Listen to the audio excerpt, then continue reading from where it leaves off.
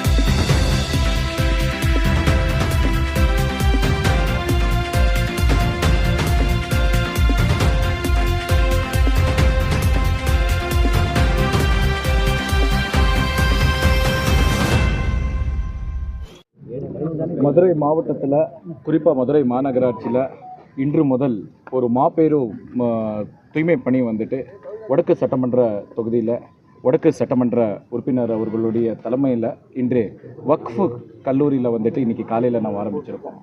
நீண்ட காலமாக வந்துட்டு பொதுமக்களுடைய ஒரு கோரிக்கை மாமதுரையை தூய்மை மதுரையாக மாறணும் என்ற ஒரு கோரிக்கை வந்துட்டு நீண்ட காலமாக இருந்தது.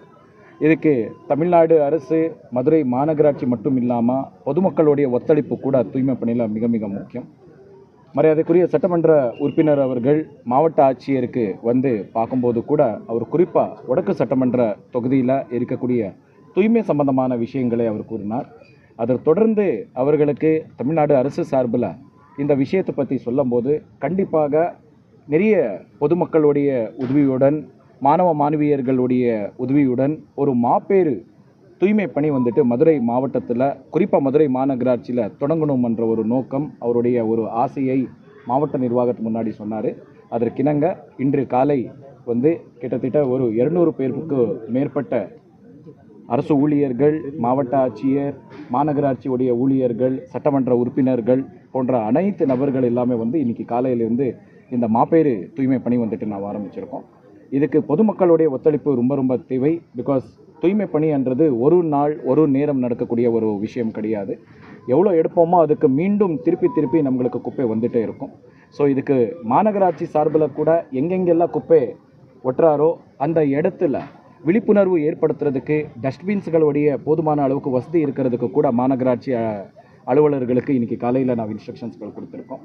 குறிப்பாக நம்மளுக்கு ஒரு சில பகுதிகளில் தினக்கூலிக்கு போகக்கூடிய நபர்கள் நம்முடைய தூய்மை வண்டி வரதுக்கு முன்கூட்டியாகவே அவர் வேலைக்கு செல்ல வேண்டிய காரணத்தினால நிறைய வாட்டி இந்த மாதிரி குப்பைகள் எல்லாமே பக்கத்தில் இருக்கக்கூடிய பொது இடங்களில் வீசுகிறத ஒரு பழக்கம் நாம் பார்த்துருக்கோம். ஸோ அந்த மாதிரி இருக்கக்கூடிய இடத்துல நம்ம மாநகராட்சி சார்பில் போகக்கூடிய தூய்மை வண்டி வந்துட்டு சீக்கிரமாகவே அதிகாலையே கிளம்புறதுக்கு ஏற்பாடு பண்ணணும்ன்ற ஒரு விஷயத்தை கூட மாநகராட்சி ஊழியர்களுக்கு நான் இந்த நேரத்தில் சொல்லியிருக்கோம்.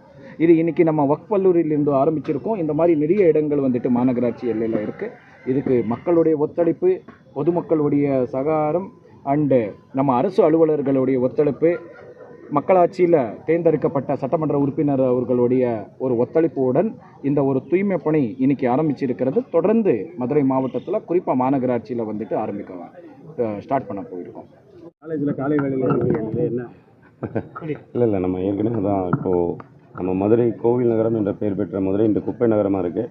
நம்ம ஆல்ரெடி சொல்லியிருந்தது தான், நம்ம மதுரையை சுத்தப்படுத்துறதுல நம்மளோட பங்கு முக்கியமாக இருக்கணும் அப்படின்னு சொல்லிட்டு, அதனால் முதல்லே எடுத்தேன்னா இந்த நம்ம இப்போ காலையில் கல்லூரிக்கு வந்தப்போ இது நான் வேறு விஷயமா காலேஜுக்கு வரப்போ இந்த பின்னாடி வந்து ஒரு 15 இயர்ஸாகவே இந்த குப்பைகள் இருந்திருக்கு.